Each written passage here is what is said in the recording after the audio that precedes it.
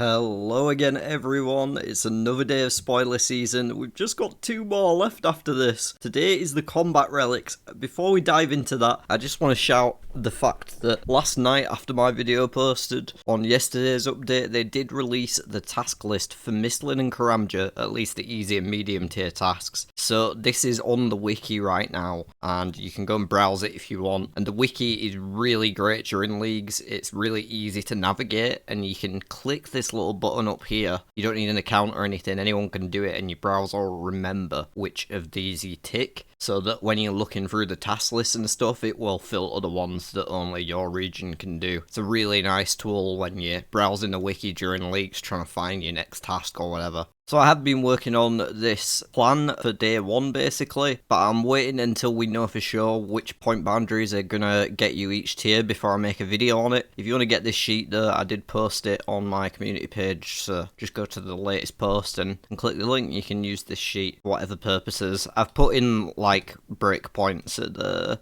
1200 and 500 points, that's what it was last year, with these ones being earned passively without seeking them out. So if it remains the same as last year, then this is good to go as it is. Otherwise, I'll just do a few changes, and there's some spare tasks down here in case I need to add more to it or whatever. But yeah, it's a really solid plan. This should only take like an hour and a half to get to the end of, so be tier 3 within the first couple hours of gameplay, even if you're a bit slow with it. Gonna be a great start. Alright, tasks aside, let's get into today's update, which is the combat relics. Combat masteries might be the new hotness, but nothing hits quite the same as these game-changing combat-focused relic unlocks. Do you find yourself going it alone all too often, craving company in these cold winter months? I'm not going to read all this, it's a bit long, and you're about to see it all anyway. Let's just watch the video.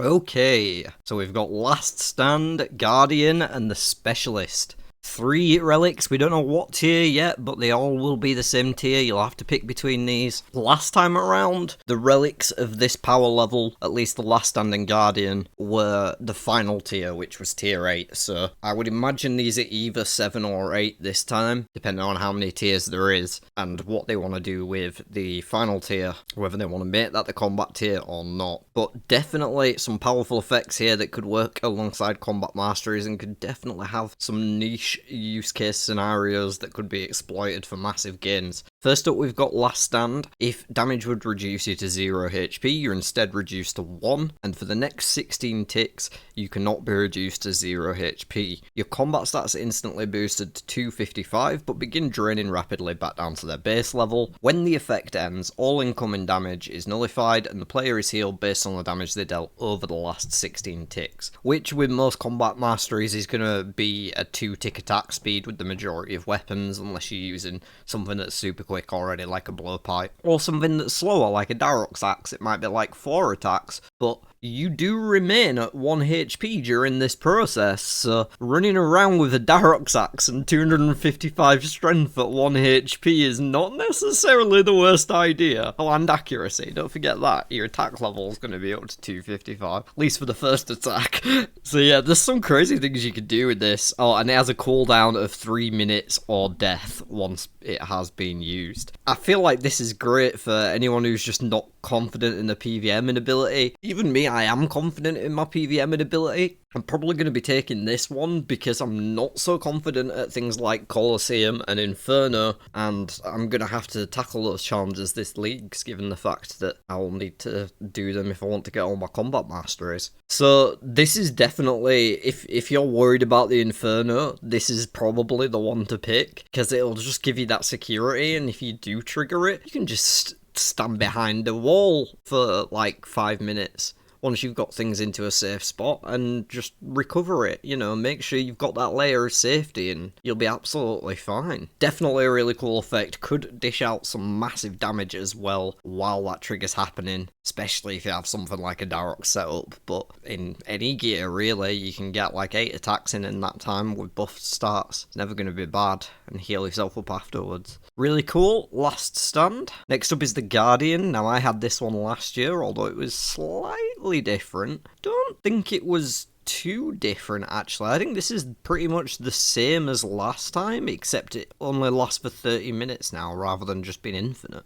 And maybe the min hit's higher. The max hit was 13 last time, and I'm pretty sure it was a 4 tick attack speed. It didn't work in the gauntlet last time though, so that's cool if you're a Tyrannwin picker. Sorry, I should actually go through it all for those who weren't here last time. It allows you to summon a Thrall, which is like a minion helper if you've never had a Thrall. You summon a little dude and he will hit whoever you're hitting, or she. You were able to change the appearance to whatever genders last year. They'll hit whatever style your opponent's weak to, and they have the min hit and max hit between 5 and 13 with an attack speed of 4 and an insanely high accuracy. They never miss, basically. When you're in multi-combat, it will cast an AoE attack, so it'll do barrage or chin for you if you're doing some Dust Devils or some jellies or whatever it happens to be. Abyssal Demons, anywhere where that's a valid thing in a multi-combat zone, it will do AoEs for you. Very nice. It doesn't work in PvP, but it does work in the gauntlet, and even though it lasts 30 minutes, all you have to do to resummon it is just click the thing again, so you're always going to have it in your inventory. It's not like it matters that it has a 30-minute timer on it. I don't get why they did this though, rather than just making it unlimited like last year, but it's probably just some weird code thing. Definitely a powerful tool. If you're worried about your DPS output, maybe you're going a super tanky build and you're just not sure you're going to be able to punch through all of the bosses that you want to take on, then Guardian could definitely shore up that weakness and provide some extra consistent DPS in pretty much every combat scenario you find yourself in, and it stops you being as lonely. If you pay attention to the trailer there, apparently. I don't know. I had one last year and I still felt pretty lonely, except for you guys. Thanks everyone. And finally, we have the Specialist. You're getting the following benefits to special attacks. They all cost 20% and have plus 100% accuracy. For each failed accuracy roll, you gain 10% of the special attack energy refunded. So if you miss, you get half of the cost of the spec back. You're almost ready to go again. Whenever you kill an NPC, you restore 15% special attack energy. Very nice. And that's not when you kill with a spec. That's whenever you kill an NPC, so that can just be with a normal attack too. I mean, this one is quite clearly built for abuse with things like the Dog Sword from Asgarnia that has the spec attributes of every single god sword. You know, you could spec with this thing 5 times in a row, and if you miss a couple times, you can go again. And if you kill anyone with the attacks, you can go again a couple times if you get a couple kills. You'd just be absolutely shredding, mowing down anyone, and getting all those triggered effects every time as well off the Dog Sword of all different God Sword effects. Like, you'd be unstoppable. You'd just be unstoppable. So, at that point becomes about how quickly you can get next to another enemy rather than how tough it is to kill them. Yeah, definitely a very cool one. I'm sure lots of people will be abusing this. I'm sure there's things you can do as well, like an Armadillo crossbow or a Zarite crossbow or whatever that has some crazy spec effects, you know? In anything really that has a spec on it. Dragon Claws even could just go kind of crazy with this, but Dragon Warhammer, just drain them into infinity. Definitely some cool applications.